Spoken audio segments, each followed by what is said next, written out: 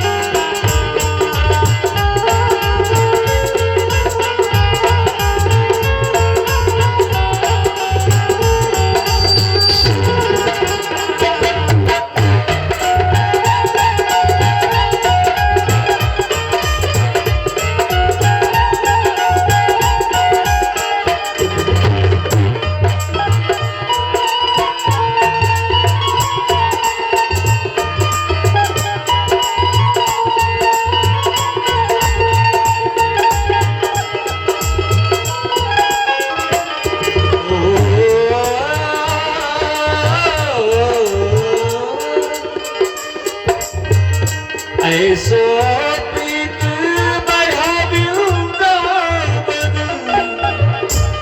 ऐसो प्रीत बढ़ाऊंगा गोपिन नाच नचाई हो। ऐसो प्रीत बढ़ाऊंगा गोपिन नाच नचाई।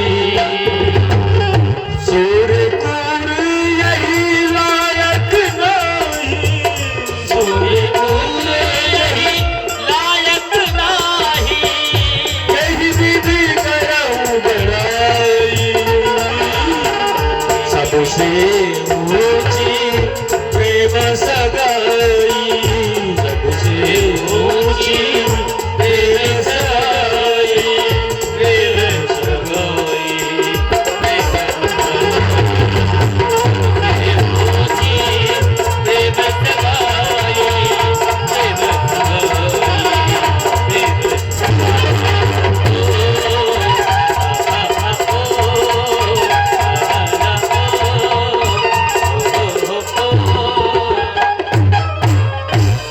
रामचंद्र भगवान की जय। बहुत जब व्याकुल हुए तब भगवान बालक रूप धारण करके आते हैं और बालक के रूप में आकर बाबा से कहते हैं, बाबा निकलना चाहते हो? सूरदास सोचने लगे ये कौन है पूछ रहा है कि निकलना चाहेगा। अरे निकलना तो कौन नहीं चाहता भाई, निकालने वाला होना चाहिए। बाबा ने कहा भाई निकलना तो सब चाहते हैं लेकिन निकालने वाला हो। बोले बाबा मैं तो छोटा बालक हूं लेकिन निकाल लूंगा आपको। बोले कैसे? बोले एक रस्सी ले आओ। बोले यही होता, अगर रस्सी से निकलना होता तो 2 दिन यहाँ काहे पड़ा रहता, तीसरा दिन हो गया। बोले तो सीढ़ी से, बांस से या अन्य व्यवस्थाओं से? बोले कुछ नहीं, हाथ से निकलूंगा। बोले हाथ किसके इतने लंबे हो सकते हैं? भगवान बोले इतने लंबे हाथ आखिर हो ही कि किसके सकते हैं जिस हाथ की तुम प्रतीक्षा कर रहे हो? बोले दीनानाथ के, दीनानाथ के हाथ हो सकते हैं। भगवान ने कहा तो दीनानाथ जब आएंगे तो निकल लेना, मैं तो चाहता हूं निकाल लूं बाबा। और निकलना किसके हाथ से चाहते हो? बोले उद्धार तो एक ही कर सकता है, निकाल भवसागर से पार एक ही कर सकता है, वो है मेरा कन्हैया। भगवान ने कहा तो मैं निकाल दूंगा, तुम्हारा कन्हैया तो बाद में आएगा, चलो मैं ही निकालता हूं। हाथ डाल दिया और पूरा हाथ बाबा तक पहुंच गया। बाबा ने कहा अरे राम राम, ये तो मेरे प्रभु ही आ गए। अब क्या? पकड़ लिया कस के कि अब मैं नहीं छोड़ूंगा, चाहे जो हो जाए। आंखें भले नहीं है लेकिन हाथ तो छोड़ूंगा नहीं, इतना कस के पकड़ा। ये निकाल भी देंगे तो इनको छोड़ूंगा नहीं। इसी बहाने भगवान को पा लिया मैंने। अब देखिए पकड़ उनकी है। भगवान ने निकाला और हाथ झिटक कर और चल दिए। तब उन्होंने कहा प्रभु ठीक है, बाह छुड़ाए जात हो निर्मल जान कर मोहे, लेकिन हृदय से जब निकल जाओ तो मर्द बखानी तो है। बोल वृंदावन बिहारी लाल की। हृदय से तो निकल कर दिखा दो। भगवान लौट पड़े, लौट कर सीने से लगाया और कहा कि जो हृदय से के हाथों से पकड़ता है मुझे, उसे मैं भी पकड़ता हूं, और जो अपने हृदय में मुझे नहीं बसाता तो कोई मुझे पकड़ नहीं सकता, कोई मुझे ढूंढ नहीं सकता। तो बंधुओं, इस तरीके से कहते हैं कि भगवान शरणागत की रक्षा हमेशा करते हैं। पड़त पाल रघुवंश मणि करुणा सिंध करार गए, शरण प्रभु राखे हैं सब अपराध विसार। कितने भी अपराध क्यों, लेकिन शरण आता कौन है? शरण आने का मतलब क्या हुआ? जब उनकी कथा में नहीं आ सकते हो, उनकी यज्ञ भागवत में नहीं आ सकते हो, तो उनकी शरण तो बहुत बड़ी बात हो गई, वो तो बहुत दुर्लभ है। भक्त बनने के लिए सबसे पहला काम तुम्हें कथा श्रवण करना पड़ेगा। सबरी को भगवान ने 9 भक्ति बताई थी कि तुम्हारे अंदर 9 है, लेकिन 9 में प्रथम भगत संतन कर संगा, और दूसर रति मम कथा प्रसंगा, तीसर भगत मान, चौथ भगत तज कपट करे मोर गुणगान, मम गुण गावत पुलक शरीरा झर झर करे नयन मोनीरा। तो कुल मिलाके भगवान ने जो भक्ति बताई सबरी को, वो भक्ति आप लोग यहाँ बैठकर कर रहे हो। अब आप भगवान के भक्त हुए, क्योंकि ये दूसरी भक्ति है। प्रथम भगत संतन कर संगा और दूसरा रतमम कथा प्रसंगा। बोल दुर्गे मैया की जय।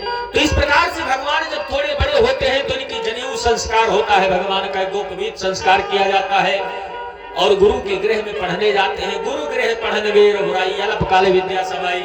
अल्पकाल में ही सारी विद्याएं आती हैं।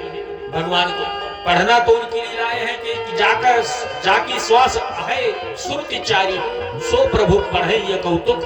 भाई वो क्या पढ़ने जाएंगे, वो क्या नहीं जानता है। लेकिन भगवान इस तरह से घोड़ों पर चढ़कर घूमते हैं, नगर में जाते हैं, तो कौशलपुरवासी नर नार वृद्ध और बाल लोग सभी, युवा हो चाहे वृद्ध हो चाहे बालक हो, वो प्राण से प्रिय भगवान सबको लगते हैं। और सभी भगवान राम की छवि को देखकर अपने आप को हार बैठते हैं। लेकिन भगवान सब पर कृपा करते हैं और सबको सुख देते हैं।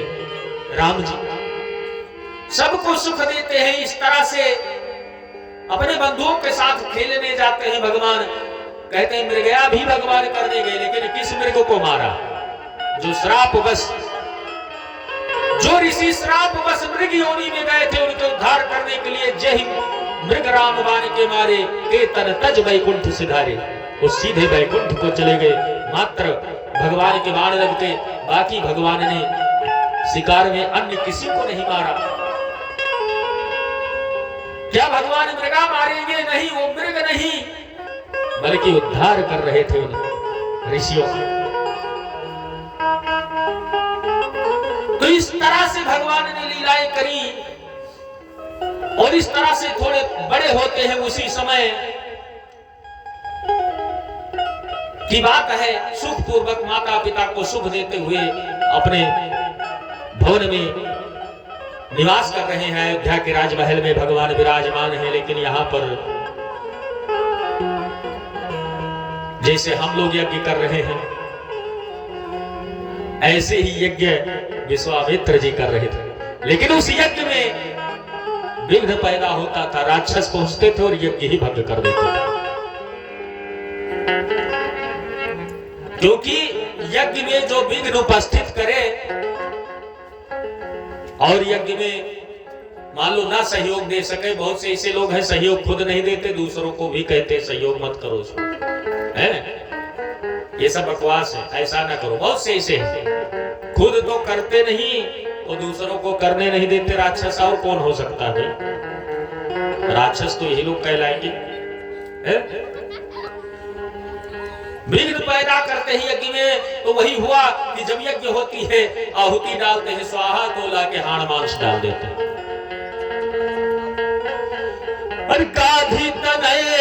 मुनि हरि बिन मरहि के निश्चर पाबी।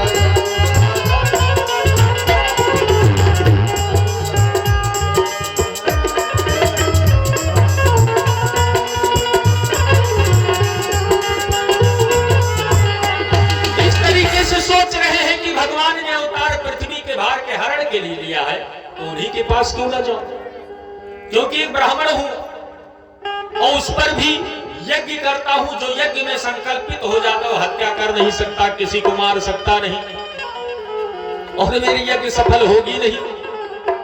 और भगवान ने जब भार हरण करने के लिए पृथ्वी का अवतार लिया है तो मैं भगवान के ही पास क्यों ना जाऊं, ये सबसे अच्छा अवसर है। और इसी बहाने भगवान का दर्शन भी कर लूंगा, देख भी लूंगा। ऐसे मनोरथ करते हुए और ये अयोध्या की तरफ प्रस्थान करते हैं। कुछ समय बाद अयोध्या पहुंच जाते हैं।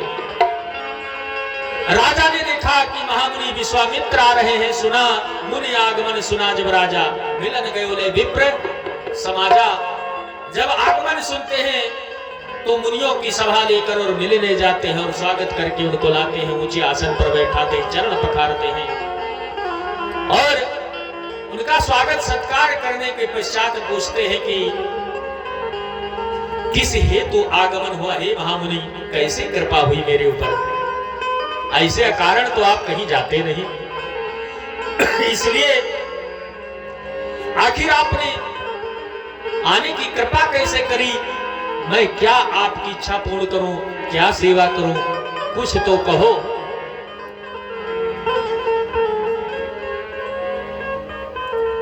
विश्वामित्र कुछ देर मौन रहे, उसके बाद उन्होंने कहा देखो महाराज, धर्म के आप भी नेगी हो, धर्म धुरंधर हो, और यह अयोध्या हमेशा धर्म से जानी जाती है और वीरता से और अपनी वचन से जानी जाती है। रघुकुल रीत सदा चली आई, प्राण जाए पर वचन न जाए, तो हमेशा। और मैं और कुछ नहीं चाहता, मैं यही चाहता हूं कि आप अपने दोनों पुत्र राम और लक्ष्मण को मुझे दे दो मेरी यज्ञ की रक्षा के लिए। सारा समाचार सुनाकर जब इस तरीके से कहा तो राजा अचेत से हो गए, राजा अचेत से मानो हो गए। अरे महाराज, चौथे पद पायहु सुतचारी, और विप्र कहु नहीं बचन विचारी।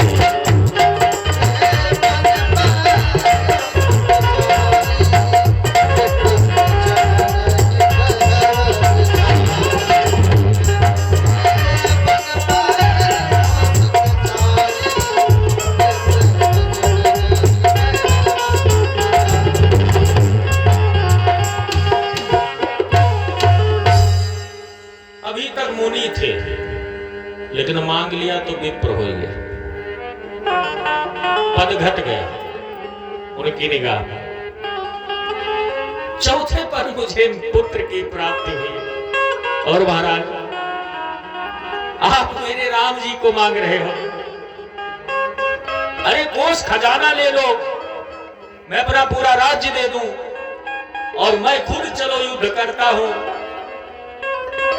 अपनी सेना के सहित तुम्हारी रक्षा जीवन करने के लिए तैयार हूं, लेकिन राम को ना मांगो। मुनि ने कहा महाराज, आज मैंने मांगा है कुल में यह रीत है कि मांगने वाले को कभी वापस नहीं जाना पड़ता, खाली हाथ कोई खाली नहीं करता। अनुरोध करता हूं, इनका कोई भी संकोच न करो कि यह क्या है, तुम इनको नहीं जानते। महाराज ने कहा छोटे बालक हैं, और क्या छोटे छोटे अभी हैं, ये कर ही क्या सकते हैं भाई, ढंग से लड़ना नहीं जानते, कहां राक्षस बड़े बड़े, कहां ये छोटे। और महाराज मैं जानता हूं कि सब सुत मोही प्राण की नाई, और राम देत नहीं बनाए गोसाई।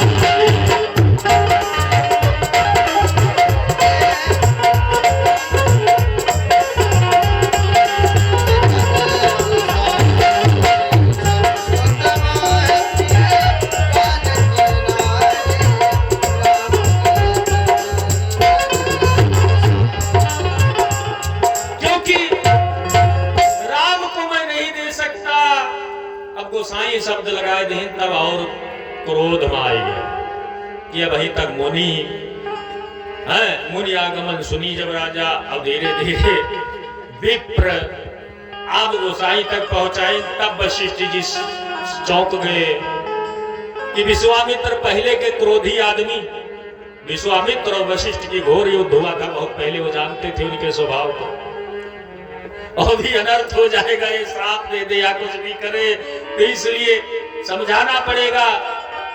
और जो है गाधी सुमन के हो गए रक्त वर्ण कुछ नैन, कहे करक कर नृपति से इस प्रकार अब मैं।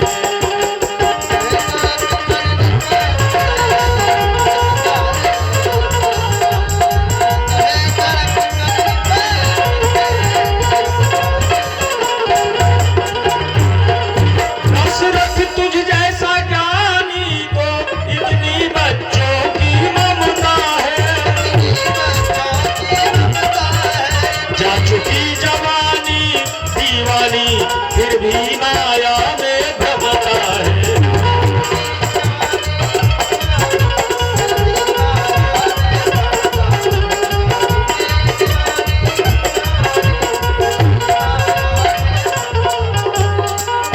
अरे दशरथ तुमने को क्या समझ रहा है, अब भी तुम माया में फंसा है, पुत्र पुत्र कर रहा है, बुढ़ापा आ गया, लेकिन तुझे ज्ञानी बनता है, लेकिन इतना भी ज्ञान नहीं।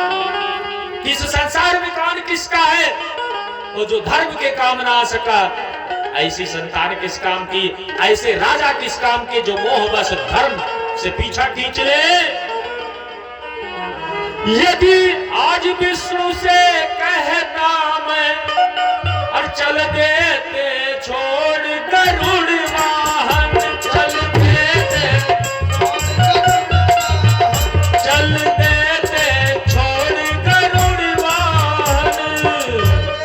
शंकर से यदि विनती करता, मिल जाता उनका भी आसन।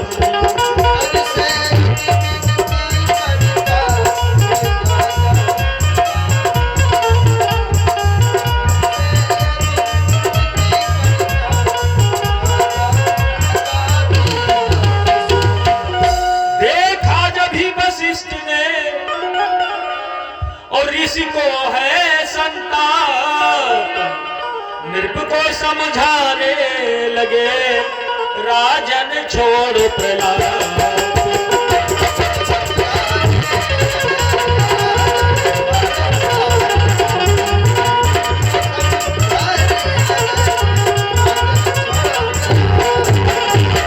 हे राजन प्रलाप छोड़ो, यह जो तुमसे मांग रहे हैं ये विश्वामित्र है, आप इनको नहीं जानते हो, ये सारे विद्याओं के निधि है, स्वामी है। कोई ऐसी संसार की विद्या नहीं जो भगवान शिव से इन्हें प्राप्त नहीं है। और आपके पुत्र कोई रणधीर बनाकर, वीर बनाकर भेजेंगे और सारी विद्याएं प्रदान करेंगे। इस हेतु उनके साथ जाने दो, वहां जाने से इनका भला है। तुम्हारे पुत्र को बहुत सारी अस्त्र विद्याएं प्राप्त होंगी इनसे। बहुत कुछ प्रलोभन जब दिया, इस तरह समझाया, राजा समझ गए कि अगर विद्या सीखनी है तो अच्छी बात है, तब तो भेज सकता हूं, क्योंकि माता शत्रु पिता बैरी जे न बालक पाठिताम, जो अपने बच्चों को शिक्षा नहीं देते माता पिता बैरी के समान है। इसलिए जाओ अपनी माता कौशल्या से आज्ञा ले लो बेटा। तो इस तरह से गए और माँ से आशीर्वाद लिया। माता भी बड़ी प्रसन्न हुई, प्रसन्नता पूर्वक अपने पुत्रों को भेज दिया मुनि के साथ। और इस तरह से आगे राम जी हैं और पीछे लक्ष्मण है, बीच में मुनि, और तीनों जा रहे हैं। इतने सुंदर लग रहे मानो त्रिवेणी हो। बड़ा ही सुंदर दृश्य है। भगवान ने धनुष लिए हैं, तरकस बांधे हैं, पीतांबर ओढ़े हैं, सुंदर सी धोती है, जनेऊ यज्ञोपवीत पहने हुए हैं, बनमाला गले में सुशोभित है। लक्ष्मण जी भी पीछे इसी तरह से स्वरूप में हैं और दोनों भाई मुकुट धारण किए हुए जा रहे हैं प्रेम से। मुनि अपने आप को धन्य मानते हैं। गंगा जी आती हैं और गंगा की कथा रास्ते में सुनाते हुए, और वहीं पर आगे चलकर अतिबला नाम की विद्या, बला अतिबला नाम की विद्या उन्होंने सिखाई कि जाते लगे न क्षुधा पिपासा, अतुलित बल तन तेज प्रकाशा। ऐसी विद्याओं को सिखा देते हैं और सिखाने के पश्चात उन्हें बहुत और अस्त्र विद्याएं जो है वही प्रदान कर दिया। राम जी को बहुत सारी विद्याएं, सिद्धियां, अस्त्र शस्त्र प्रदान कर दिया। और फिर अपने आश्रम की तरफ जब चलते हैं तब ताड़का क्रोध करके दौड़ती, क्योंकि ताड़का भी इस काम में सम्मिलित थी। ताड़का भी यज्ञ विध्वंस के काम में सम्मिलित थी, वो कहीं अलग ना थी। इसलिए जो है वो भी देखा उसने कि ये मुनि अभी अकेला था, लड़ता नहीं था, लेकिन इन दो बालकों को लेके आ रहा है, धनुष तरकस धारण किए हैं, तो क्रोध में आ गई कि भी इनको खा जाऊंगी। मुनि ने इशारा कर दिया, यही ताड़का बन है, वो देखो वही ताड़का है, चले जा तुम उन्हें देर दिखाई। जैसे उंगली दिखाया वो दौड़ती है बड़े तेज से खाने के लिए। भगवान ने एक ही बाण मारा और उसकी मृत्यु हो जाती है। भगवान दयालु है, जिसको मारते हैं उसको भी तारते हैं, और जो भक्ति करता है उसको तो तारते ही, लेकिन कैसों भी उनका ध्यान जो करता है, भाई चाहे विरोध बस, चाहे जैसे दिन रात तुम्हें कुल राम जी ध्यान में रहे, बस रहे। सिर्फ आप कैसे भजते हो इससे मतलब नहीं। हाँ, ये काम ना करो कि जैसे एक व्यक्ति था बजरंगबली की पूजा कर रहा था और बजरंगबली की पूजा में मस्त हो गया, जय बजरंगबली जय बजरंगबली, लड्डू आया चूहा उठा के लेके चला गया। अब ये बड़ा विचार करने लगा कि यार बजरंगबली स्वयं रक्षा लड्डू की नहीं कर पाए, हमारी क्या करेंगे, इनसे बली तो चूहा बली है, इसलिए चूहा बली की पूजा की जाए। अब ये चूहा बली की पूजा में लग गए। अब उसको पिंजड़े में रख लिया, प्रेम से निकाल के खूब नहला धुला, बढ़िया धूप अगरबत्ती करते हो, खिलाते पिलाते। एक दिन कहीं पिंजड़े से बाहर हुआ तो बिल्ली बैठी थी, उसने झपट दिया। कहीं इसका मतलब बिल्ली बली श्रेष्ठ है, ये चूहा बली कमजोर पड़ गए, इसलिए बिल्ली बली की करना चाहिए पूजा। अब बिल्ली बली की करने लगे। अब उनकी जब करने लगे तो एक दिन की बात है, कुत्ता बली आ गए। अब उनको झपट दिए। अब इनकी समझ में आया कि इससे बढ़िया तो कुत्ते बली। अब कुत्ता बली की पूजा कर रहे हैं, लेकिन एक दिन उनकी पत्नी रोटी बेल रही थी, जो बेलन था उठा के मार दी, पिटाई कर दी। कहीं हमका पते नहीं, घर ही देवता है, पत्नी बलि से बड़ा कोई देवता ही नहीं। तो पहले पता होता तो नहीं कि हम पूजा करते गृह मंत्री, लेकिन अब क्या बताओ। अब उनकी पूजा करने लगे। पत्नी हैरान की, उल्टा कैसे तुम कर रहे हो, तुम्हारा दिमाग खराब है। एक दिन आपस में लड़ गए दोनों, झगड़ा हुआ, अपनी पत्नी को खूब पिटाई किया। कहीं नहीं इसका मतलब हम ही बली है, ये भी बली नहीं। जा रहे थे मंदिर के पास, ठोकर लगी, गिरे, दोनों दांत टूट गए, मुंह फूट गया। कहीं अब बजरंग बली तुम ही बड़े हो, अब समझ में आए। तो इतना भैया भटकने के बाद आओ, फायदा क्या है? अरे आज राम जी की पूजा कर रहे हो, कोई घर में बीमार है, ठीक नहीं हो रहा है, कहीं नहीं, नहीं ठीक है, दूसरा देवता लाओ। अब बजरंग बली ठीक करते हैं। अब उनकी मूर्ति हटा के बजरंग बली को रख दिया। उन्होंने किया वो नहीं, कुछ काम हुआ तो कहने अब शंकर जी ठीक रही है, ज्यादा उचित। आदमी ऐसे भटकता, उनका नहीं हुआ, अब साईं बाबा को लाओ, उनको हटाओ, अब ये करो। इस तरह से लोग अनेकों देवताओं में भटकते हैं तो भगवान भी साथ नहीं देते। अगर द्रौपदी पुकारी होती कई देवताओं को तो लाज चली गई होती कब की। अरे भरोसा करो, पहले विश्वास करो एक देवता पर, देखो कल्याण होता है कि नहीं होता है। तुम्हारा उद्धार होगा, लेकिन जिसको पकड़ो उससे प्रेम अधिक करो। मैं नहीं कहता और का सम्मान न करो, सम्मान सबका करो, लेकिन विशेष दिल में बसे तो एक बसे, दूसरा नहीं। तो इस प्रकार से भगवान की भक्ति करो, लेकिन एक पर विश्वास करो, किसी एक भगवान को, कृष्ण या राम या हनुमान जी, किसी पर। और तुम्हें भटकने की जरूरत नहीं, समय अनुसार ही तुम्हारा दिक्कत दुख सब दूर भगवान कर देंगे, संयोग मिलेगा। अब यह यज्ञ आज आपको कथा मिल रही है, संयोग ही तो है। कोई जानता था ऐसा होगा? ये अपने हाथ हो रहा है, ये तुम्हें भगवान ने दिया है प्रसाद, ये माँ भगवती ने दिया है जो जगत जननी है, तीनों लोकों की स्वामिनी है। अब कुत्ता बलि कथा सुनने देखो कितने प्यार से, वास्तव में अब ये सब जीव है भाई, कहीं ना कहीं से। अब ये भी देख रहा है कितना प्रकाश कहां से, इसे लोग बैठे का है, आत्माएं ही तो है। बोल बजरंग बली की जय। आइए थोड़ा बजरंग बली का स्मरण करते हुए, और जो खेल गए प्राणों पे, जो खेल गए प्राणों पे और श्री राम के लिए। सभी लोग दोनों हाथ उठाकर एक बार, अरे एक बार तो हाथ उठा दो मेरे हनुमान के लिए, एक बार तो हाथ उठा दो मेरे हनुमान के लिए, एक बार तो हाथ उठा दो मेरे हनुमान के लिए। वो जो खेल गए प्राणों पे, जो खेल गए प्राणों पे श्री राम के लिए, एक बार तो हाथ उठा दो मेरे हनुमान के लिए, एक बार तो हाथ उठा लो मेरे हनुमान के लिए, एक बार तो हाथ उठा लो मेरे हनुमान के लिए।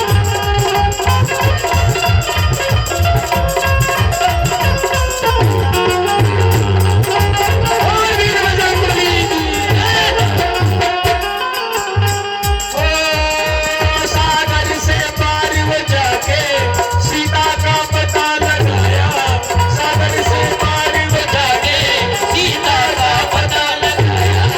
अरे राम नाम का डंका लंका में बजा कर आया, श्री राम नाम का डंका लंका में जाके बजाया।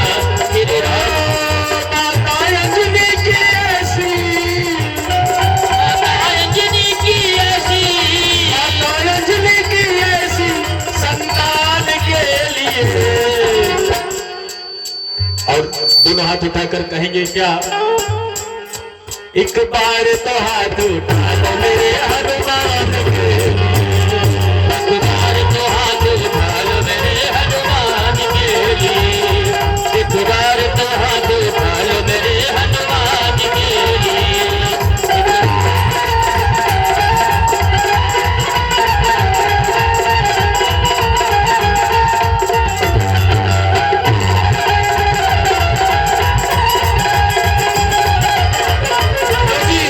बजरंग बली माता जी के भी आगे चलते हैं साथ में, लंगोट वीर चल है गुआनी, और माँ भगवती का यह स्थान है। भैरव बाबा के चलते हैं पीछे, माता जी के पीछे कौन चलता है?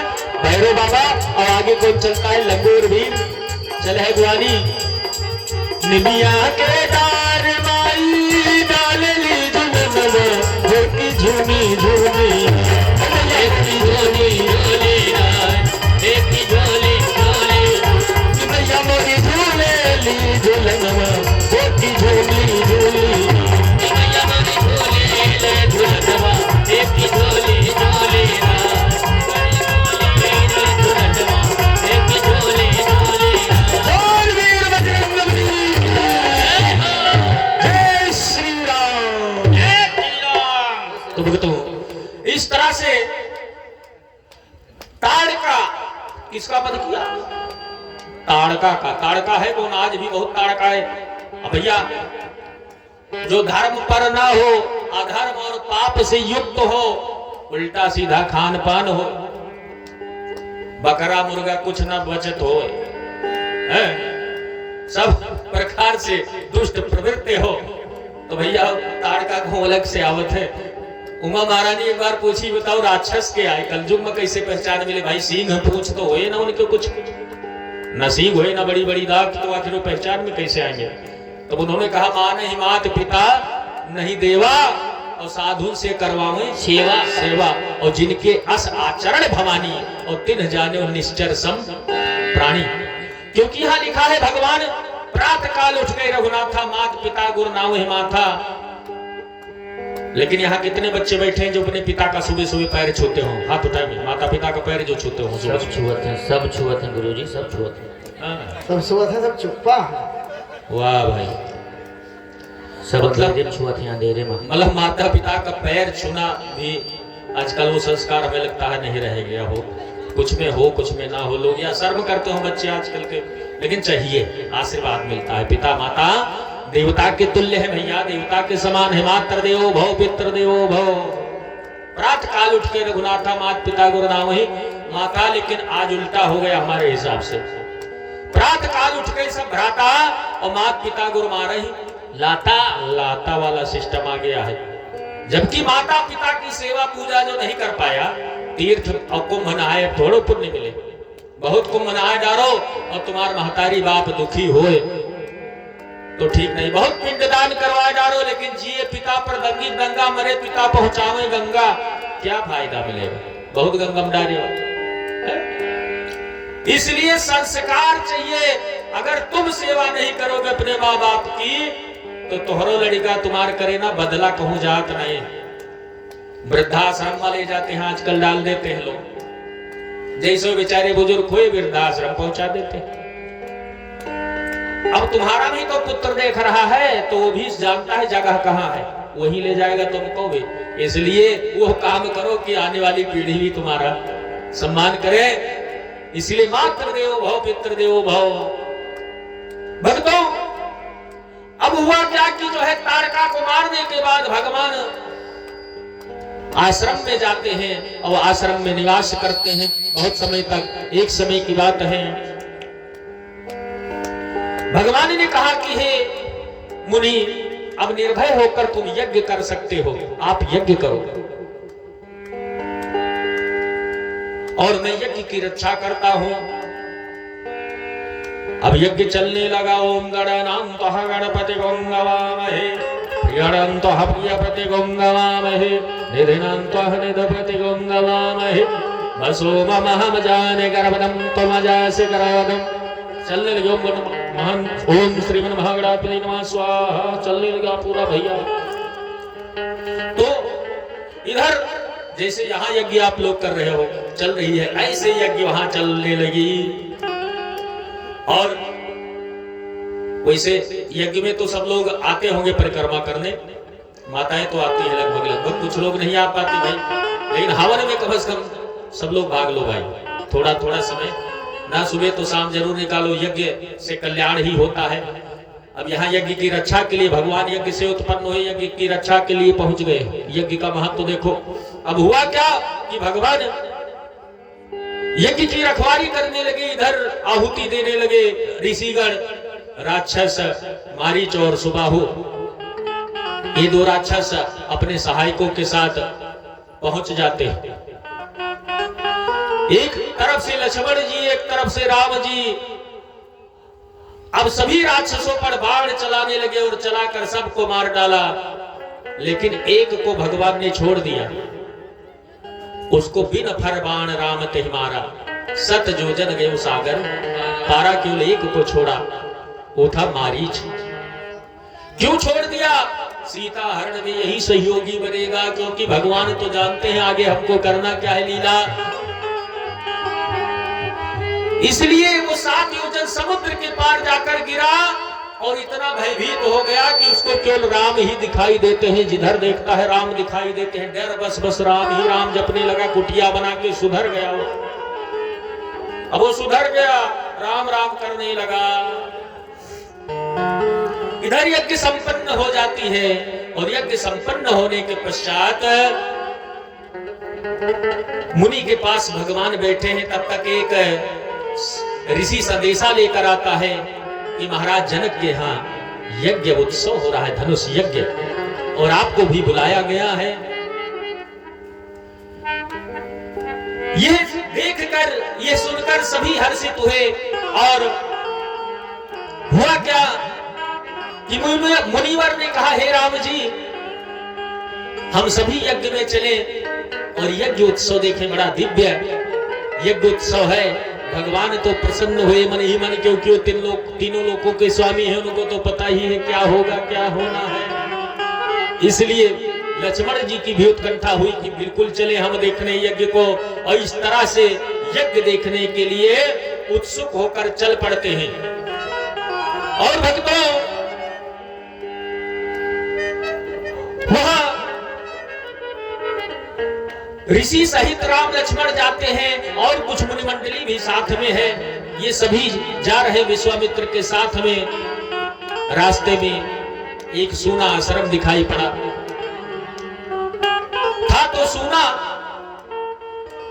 वहां पशु पक्षी भी दिखाई नहीं देते थे, लेकिन सूक्ष्म रूप में विद्यमान ऊर्जा आभासित हो रही थी। इसलिए भगवान ने पूछा मुनि से कि आखिर ये किसका आश्रम है, ये कैसे सूना पड़ा है, यहाँ का कुछ वृत्तांत हमको बताओ। भगवान वशिष्ठ विश्वामित्र जी समझ गए कि भगवान सबका ख्याल रखते हैं, तो कैसे इनका ख्याल न रखा होगा। उन्होंने गौतम ऋषि पत्नी अहल्या का पूरा कथा सुना डाली और बताया, महाराज जो पत्थर देख रहे हो, पाषाण जो देख रहे हो, वही अहल्या है, पत्थर बनी पड़ी। कृपा कर दीजिए सरकार। भगवान ने तत्क्षण अपने पैर छुआए और चरण स्पर्श होते ही वो सुंदर दिव्य स्त्री बन गई। बोल सिया रामचंद्र की। तो भक्तों, उसने बहुत प्रकार से वंदना किया और वंदना कर कर अपने पति के आश्रम पर चली जाती है। और इस प्रकार से भगवान आगे की यात्रा करते हैं। थोड़े समय में जनक के नगरी पहुंचते हैं, जनकपुर पहुंचते हैं। और जनकपुर के सन्निकट पहुंचकर क्या देख रहे हैं, बहुत सारे राजा देश देशांतर से अपने अपने साज समाज के साथ, सेनाओं के साथ आए हुए हैं। और बहुत राजा आ रहे हैं, जगह ये सब ठहरे हैं। उन्होंने देखा एक अमराई थी जहां आम का बगीचा था, वहां पर सुंदर सरोवर थे, सुंदर वृक्षों से लदे हुए फल थे। ये सब देखकर और भौरे गुंजार कर रहे हैं, चिड़िया चहक रही हैं। बड़ा सुंदर दिव्य दृश्य था वहां का। और नगर की शोभा तो वर्णन ही नहीं की जा सकती, सुख समृद्धि से युक्त है। इसलिए वहीं पर रुक जाते हैं। कहते हैं राम, यहाँ सब भांति सुपास है, यहाँ तो सब प्रकार से ठीक है, और यहीं पर हम लोग विश्राम करते हैं और वहीं पर रुक जाते हैं। समाचार जब जनक को मिलता है, जनक सतानंद को लेकर साथ में आते हैं और वहां पर पहुंचकर मुनि को के चरणों में गिर प्रणाम करते हैं, कुशल क्षेम पूछते हैं। लेकिन जब राम जी की तरफ उनकी निगाहें जाती हैं तो ब्रह्म ज्ञानी थे, ब्रह्म सुख अनुभूति करने वाले वैदेही जनक थे, जिन्हें ज्ञानियों में श्रेष्ठ कहा गया। सुखदेव मुनि के गुरु थे। सोचिए, सुखदेव मुनि जी के गुरु महाराज जनक थे, वो जनक। लेकिन राम जी की तरफ जब देखा तो ब्रह्म सुख का आनंद ही भूल गए, राम जी के रूप रास का आनंद लेने लगे, भूल गए तन मन की सुधि। तब कहा, मुनिवर यह कौन है जिसको देखने के बाद ब्रह्म सुख भी फीका पड़ जाए? तो ये है कौन? आज तक ऐसा कभी नहीं हुआ और इनकी तरफ देखने से जी नहीं भरता। वो देखता जाता हूं, मेरे नयन नहीं अघाते, ये सुख के धाम कौन है? तब उन्होंने बताया, महाराज दशरथ के पुत्र राम जी हैं और इनका छोटा भाई लक्ष्मण है। सारे चरित्र भी सुनाए उनको, इन्होंने क्या किया है, मेरे यज्ञ की कैसे रक्षा की है, कैसे अहल्या का उद्धार किया है, सब कुछ सुना। बड़े प्रसन्न हुए कि मेरी अहोभाग्य जो मेरे नगर में ये पधारे हैं। और ठीक व्यवस्था देकर वो चले जाते हैं। इधर भगवान नगर में जाना चाहते हैं कि जाऊं और नगर में देखूं वहां पर कहाँ यज्ञ हो रही है, नगर कैसा है, लेकिन कह नहीं पाते। अपने गुरु से कह नहीं पाते, लक्ष्मण जी को माध्यम बनाना चाहते हैं राम जी, डायरेक्ट नहीं कह रहे हैं तुम नगर देखना। हाँ? भगवान भी बड़े गूढ़ विचार के थे, ऐसा थोड़ी है। खुद तो मन है कि हम नगर देख आए, वहां के नर नारी कैसे हैं वो भी देख लूं, और जिसका धनुष यज्ञ जिसके कारण है उस सीता को भी देख लेता कैसी है। अब इनकी इच्छा राम जी की अंदर से, लेकिन अब माध्यम कौन बने, गुरु से कैसे कहें, शर्म देखी लज्जा आ रही है। तब कहते लखन हृदय और लाल साबी सेखी और जाए जनकपुर आइए लखन हृदय लाल साबी सेखी, जाए जनकपुर आवे देखी, जाए जनकपुर आवे देखी।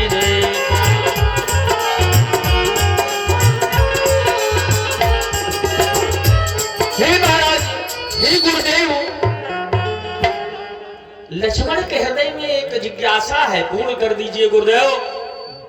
विश्वामित्र ने कहा कहिए नहीं संकोच होकर, अरे इनकी इच्छा है कि जनकपुर चला जाता और देख लेता कैसे हैं। मुनि मुस्कुराने लगे, उन्होंने कहा राम जी अकेले काहे लक्ष्मण जाए, अकेले नहीं छोड़ना है, तुम्हारा छोटा भाई साथ में जाओ।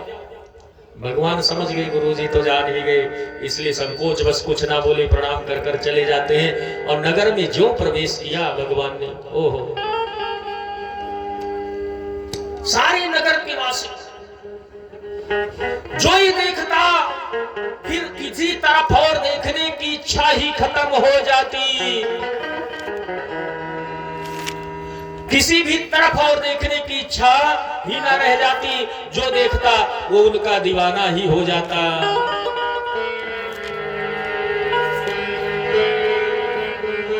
स्त्रियां जो थी वो झरोखों से देखने लगी, क्योंकि वो निकल नहीं सकती थी, अभी नवविवाहिता थी। अब बाहर कैसे आवे, नगर में कोलाहल मच गया है कि एक सुंदर बालक आया है, और जिसे किसी ने आज तक ऐसा बालक नहीं देखा होगा इस संसार में। पहली बार ऐसे बालक जो आया है, सुंदर सलोना, एक सांवला है एक गोरा है, और दोनों की ऐसी दिव्य छवि है कि करोड़ों कामदेव भी लज्जित हो जाए जिसके सामने। ऐसा सुन सुनकर जो बुजुर्ग है बेचारी, हो तो बाहर बेटा कहाँ जा रहे हो कहकर निकलती, नई नवेली हो झरोखों से देख रही, कोई अटालियों पर चढ़कर, बहुत से बालक उनके साथ में लगे हैं, जा रहे हैं। युवतियां सब मन में कल्पना कर रही हैं कि हे भगवान, ऐसा तो सुंदर कोई नहीं, भगवान शंकर है, उनके पांच मुख है, 15 नेत्र, भगवान विष्णु है तो उनके 4 हाथ है, इंद्र है तो उनके 100 नेत्र है। इस तरह से कौन ऐसा इस संसार में होगा। अभी क्या आनंद आ रहा है लोगों को वर्णन करने में और देखने में कि कुछ कहा नहीं जा सकता। कहती हैं सखियां आपस में कि हे सखी, अगर सीता के योग्य कोई है तो यही है, और राजा को लफड़ा नहीं करना चाहिए, धनुष बाण तोड़ने का, धनुष वगैरह नहीं, सीधे विवाह कर देना चाहिए, ऐसा कोई नहीं। इसी बहाने बार बार आवेंगे तो हम लोग देखने को पाएंगे, और नहीं तो फिर चले गए तो कब आएंगे कुछ भरोसा नहीं है। सबके सब खूब आनंदित हैं, आनंद लुट रहा है राघव तेरी ही गली में, आनंद लुट रहा है राघव तेरी ही गली में। भक्तों की भीड़ भारी राघव तेरी गली में, भक्तों की भीड़ भारी राघव तेरी गली में। देवों का सर झुका है रघुवर तेरी गली में, देवों का सर झुका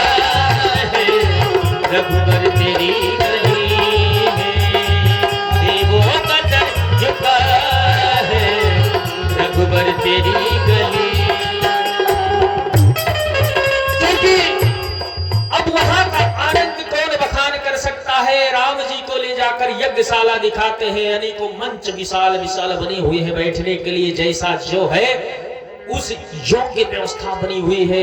भगवान शंकर का दिव्य धनुष रखा हुआ है जिसमें धूप दीप नैवेद्य चढ़ाए हुए हैं, धूप जल रही है सुंदर, और रक्षक वहां पर खड़े हैं। और फिर देखते हैं नगर की तरफ भगवान, तो अनेक सुंदरियां हैं दिव्य।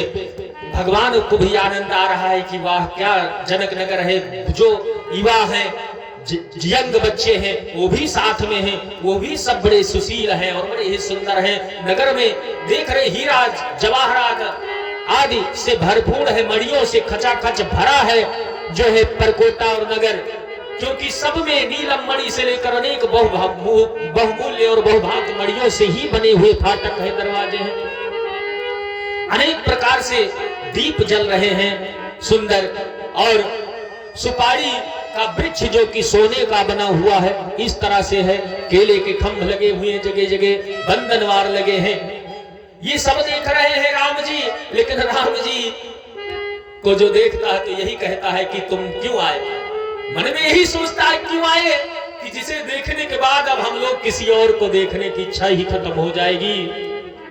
इसीलिए तो भक्त गाते हैं, अरे काली काली अल को ये फंदे क्यों डाले, अरे काली काली अल को ये फंदे क्यों डाले, और हमें जिंदा रहने दे वो मुरली वाली। और काली काली अल को ये फंदे क्यों डाले, काली काली अल को ये फंदे क्यों डाले, हमें जिंदा रहने हमें जिंदा रहने दे मुरली वाले, मुरली वाले, मुरली वाले,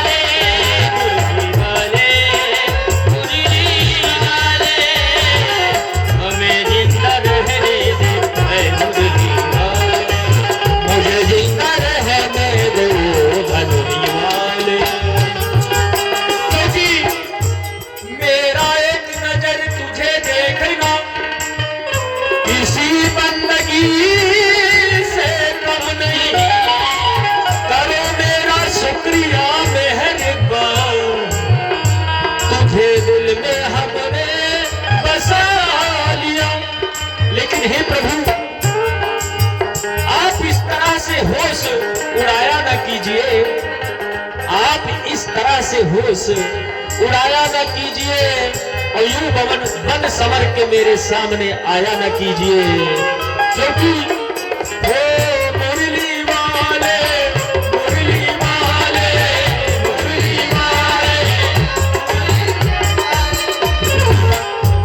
सितमगर हो तुम खूब पहचानते हैं, सितमगर हो तुम खूब पहचानते हैं, सितमगर हो तुम खूब पहचानते हैं,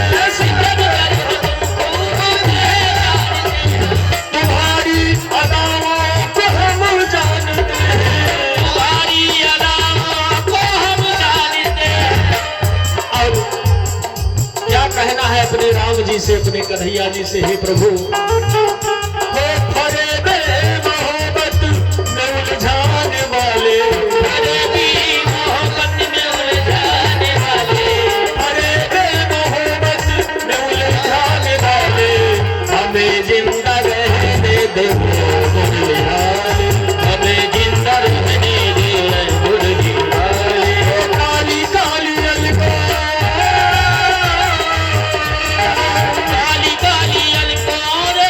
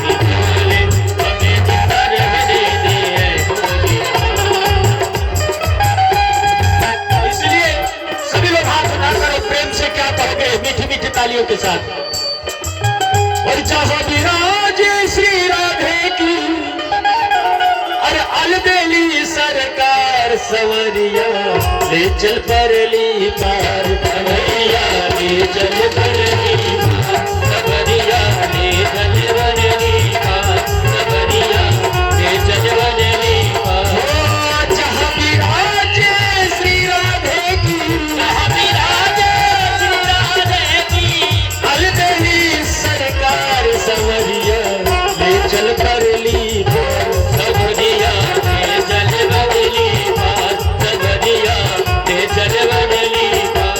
और ताड़ी बजाना चाहिए इसलिए कि राम कथा संशय कर, राम कथा सुंदर कर तारी और संशय भी है गोड़ावन हारी। हाजिरी लग जाती है और हाथ उठाने से हाजिरी, ताड़ी बजाने से प्रसन्नता, और जे ना बजाए हो उनके लिए और उनके हाथों में लग जाए ताला। बड़ा बड़ा ताला कौन लगे?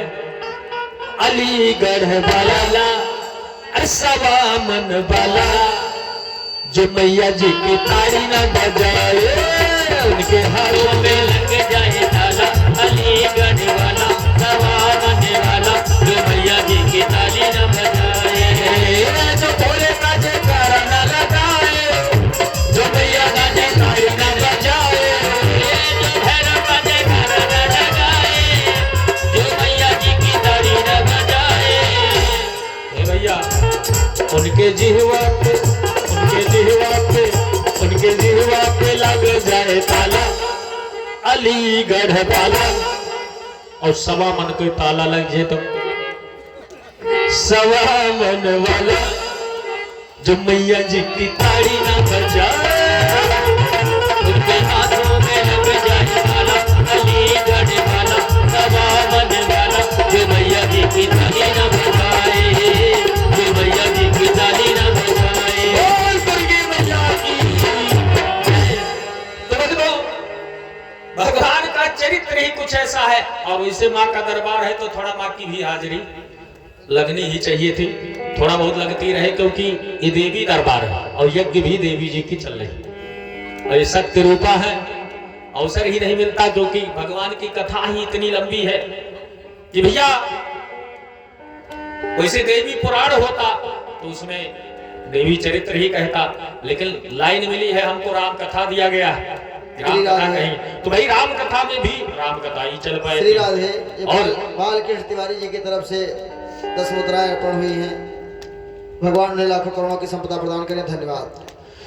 तो इस तरह से अगर श्रीमद् भागवत हो तो वही कहनी पड़ती है, फिर वही चरित्र लाइन चल जाती है, और अगर शिव पुराण है तो वही। तो ये तो दिव्य लीलाएं है भगवान की। लेकिन अब हुआ क्या, कल जो है भगवान राम के विवाह तक आप लोग पहुंचाएंगे, कोशिश करेंगे, बाकी धनुष यज्ञ तक तो बिल्कुल पक्का है कल कार्य हो जाएगा और सब लोग तैयारी के साथ हैं। कल सजावट भी की जाए और विवाह भगवान का विधिवत हो, क्योंकि समय भी अब इशारा कर रही है। तो कल जो है विवाह हो और घराती बराती सब यहाँ एकत्रित हो भाई। हाँ। अब यहाँ अगर पूछा जाए कि कौन घराती रहेगा तो हाथ उठाए। घराती फायदा है, कहे सीता जी की तरफ से हुई हो आदि शक्ति आवे करे, लेकिन बराती में तो सब चलेंगे। हाथ उठाए कितने लोग, और कुछ लोग जाबे न करें घराती बराती तरफ। कहा भैया अरे खर्चा ना होए, भगवान के विवाह है, दशरथ महाराज खुद ही खर्चा करें है? तो इस तरह से सभी लोग बारात में कल सम्मिलित हों और भारी से भारी मात्रा में विधिवत भगवान के विवाह का प्रसंग। आइए तब तक थोड़ा प्रसंग आगे बढ़ाते हुए और तैयारी कर ली जाए भाई आरती की, क्योंकि समय हो गया है।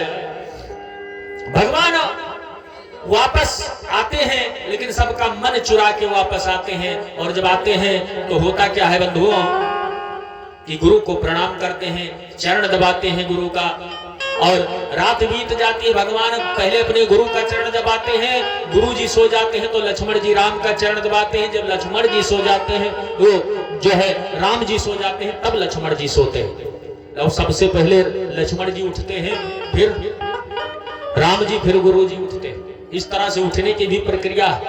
और हुआ क्या, और उठे लखन सी विगत सुनी, अरुण सिखा धुनि का सुजान।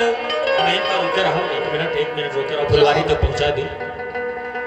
और गुरु ते पहले है जगतिपति, जागे राम सुजान। और नित्य क्रिया कर दो भाई, और जागुर को शीश झुकाते हैं, जान शीश झुकाते हैं, जागर को शीश झुकाते हैं। गुरु की आज्ञा पाकर दोनों लेने पुष्प वाटिका आते हैं। गुरु की आज्ञा पाकर दोनों लेने पुष्प वाटिका जाते हैं। गुरु की आज्ञा पाकर दोनों लेने पुष्प वाटिका जाते हैं। अब हुआ क्या कि सुबह हुई, जब उठते हैं स्नान ध्यान करने के पश्चात भाई गुरु जी डेली पूजा करते थे, पुष्प की आवश्यकता पड़ी। और गुरुदेव भी जानते थे कुछ तो लीलाएं होनी ही चाहिए, क्योंकि त्रिकालदर्शी थे, इसलिए आज्ञा देते हैं कि हे राम कहीं से जाके पुष्प लेकर आओ। और लक्ष्मण जी तुम भी साथ में जाओ। और महाराज जनक की बड़ी सुंदर वाटिका है, उसमें सुंदर सुंदर पुष्प है, वहीं से लेके आ जाओ। अब ये दोनों भाई चल देते हैं, गुरु जी को प्रणाम करके और पहुंच जाते हैं वाटिका में। और वाटिका में जब पहुंचते हैं भक्तों, तो क्या देख रहे हैं कि नाना प्रकार के पुष्प और सुगंध से सभी भरपूर हैं, भंवरे मतवाले हो रहे हैं। उनकी सुगंध से, उनके मकरंद पान करके आनंद से। और अनेकों वृक्ष लगे हुए हैं, सरोवर तो इतना निर्मल है जिसमें अनेक जल पक्षी निवास करते हैं, कलरव कर रहे हैं, हंस आदि पक्षी भी वहां पर निवास कर रहे हैं, कमल के पुष्प खिले हुए हैं। और भक्तों चिड़िया भी चहक रही है इधर उधर देखकर भगवान, और सोचते हैं नौ पल्लो पुष्प विहंग देखे, तब मन में बहु आश्चर्य हुआ, तब मन में बहु आश्चर्य हुआ, तब मन में बहुत आश्चर्य हुआ। देवों के नंदन बन शोभा से अधिक ही मन प्रसन्न हुआ। देवों के सुभा मनवारे, तब अधिक ही मन प्रसन्न हुआ। तब अधिक ही मन प्रसन्न हुआ। और माली से पुष्प पूछ करके जब लेने लगे दोनों भाई, जब लेने लगे दोनों भाई, तब उसी समय गिरजा पूजन को आई थी सीता माई। उसी समय गिरजा पूजन को आई थी सीता माई। तब उसी समय गिरजा पूजन को आई थी सीता माई। उसी समय राम जी जब माली से पूछकर पुष्प ले रहे हैं, उसी समय मां भगवती सीता सखियों के साथ गिरजा पूजन के लिए माता ने पठाया था। और आई उसी बगीचे में सुंदर मां भगवती गिरजा का मंदिर था गौरी जी का, और पूजन के लिए आई हैं। संग में सखियां हैं, सुंदर गीत गा रही हैं। लेकिन राम जी को सुनाई क्या पड़ा, पायल की झनकार जब मां भगवती चलती हैं, तो जो घुंघरू बजते हैं, उस पायल की झनकार मानो हृदय को स्पर्श कर रही हो। भगवान लक्ष्मण से पूछ रहे हैं सकुचाते हुए, राम जी लखन जी से और कहा था पुकार, और जानो कहूँ घुंघरू करेला झनकार। करेला झनकार, करेला झनकार। राम जी लखन जी से कहला पुकार, जानो कहूँ घुंघरू करेला झनकार। जी लखन से कहे को पुकार, जाने कहूँ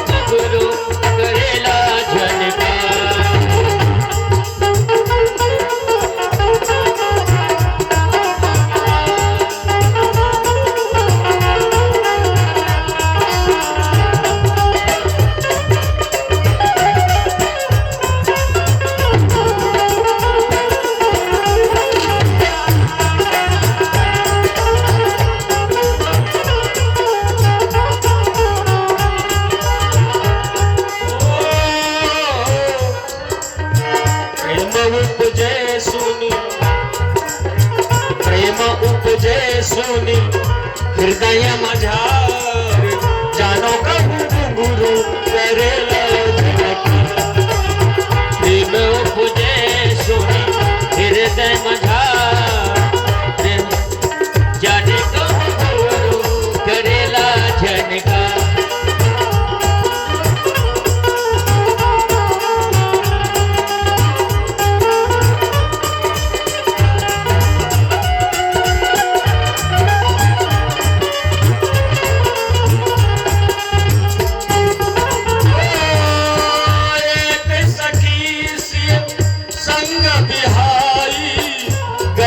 रही देखन फुलवाई एक सखी संग बिहाई देख फुलवाई एक सखी। यहाँ तो ये दोनों आपस में बात कर रहे हैं, उधर सीता जी पूजन के लिए जा रही हैं और पुष्प चुन रही हैं। वो भी एक सखी बगीचे को देखने गई थी। उसने जब देखा देखन बाग कुंवर दुई आए भाई किशोर सब भांस आए। उसने जब देखा तो देखते ही वो पहले ही खो गई, सुध बुद्ध तो उसकी गई। देख लिया उसने और देखती ही रही, लेकिन उसने सोचा इतना सुंदर रूप के जो राशि है, जिस आज तक उम्र में इतना सौंदर्य नहीं देखा, और दो हैं दोनों के दोनों सुंदर हैं, तो मैं ही क्यों देखूं। अब अपनी सखी सीता से बताऊं, और जब तक उनसे नहीं बताऊंगी वो देख नहीं पाएंगी, कहीं ऐसा ना हो ये चले जाएं। तब वो जो है कहीं चली ना जाए, इसलिए वो जाती है और कहती है गोरी श्यामल सुरतिया और निहार सखी गोरी श्यामल सुरतिया निहार सखी गोरी श्यामल सुरतिया निहार सखी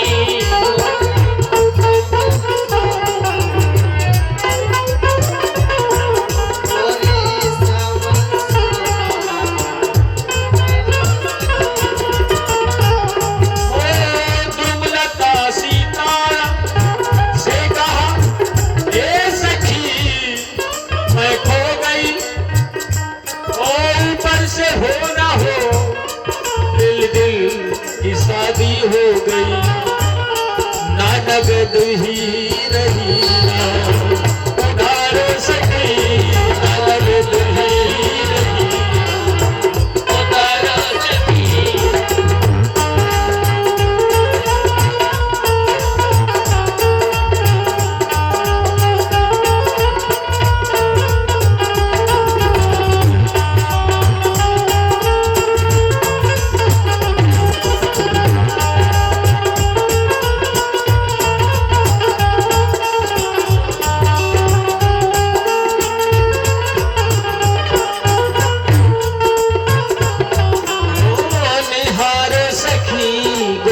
श्यामल सुरतिया निहार सखी गोरी श्यामल सुरतिया निहार सखी गोरी श्यामल सुरतिया निहार सखी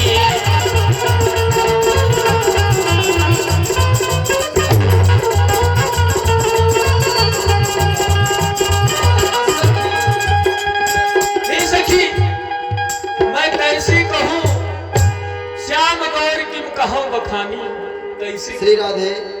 हमारे बीच भैया संदीप सिंह जी की तरफ से 100